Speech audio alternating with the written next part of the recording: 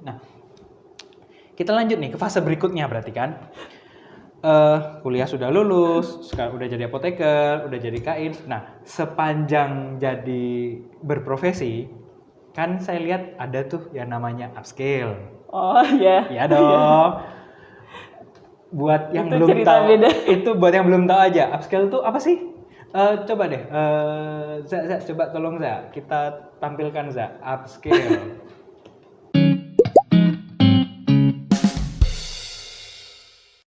Nah, nih. Wih, lumayan loh 2.700 loh. Aku aja Ini belum masih nyampe. belum bergerak lagi. Nggak apa-apa. Ini ngapain ini?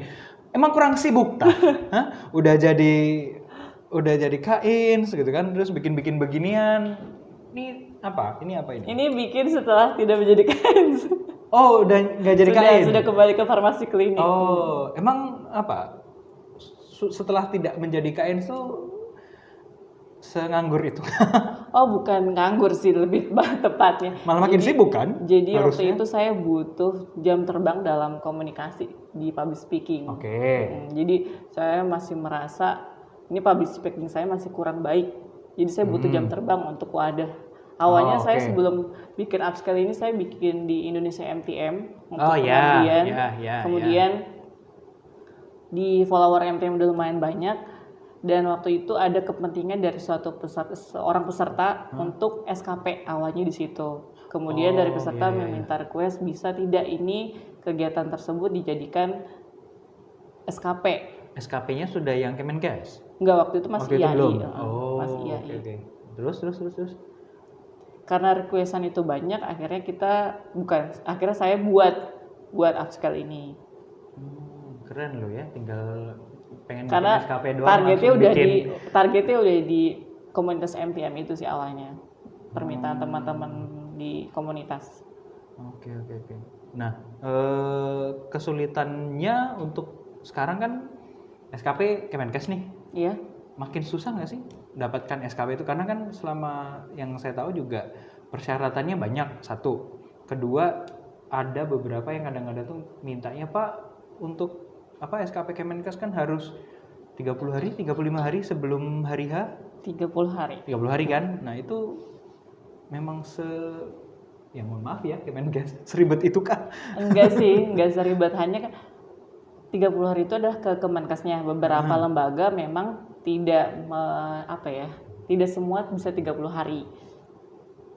Ada organisasi A itu 45 hari, lembaga ini 50 hari, seperti itu. Malah lebih lama?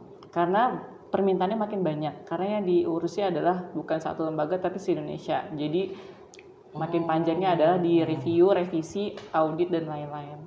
Karena yang di audit bukan hanya proposal saja, dari CV, flyer, dan konteks dari tema, serta target peserta. Seperti itu.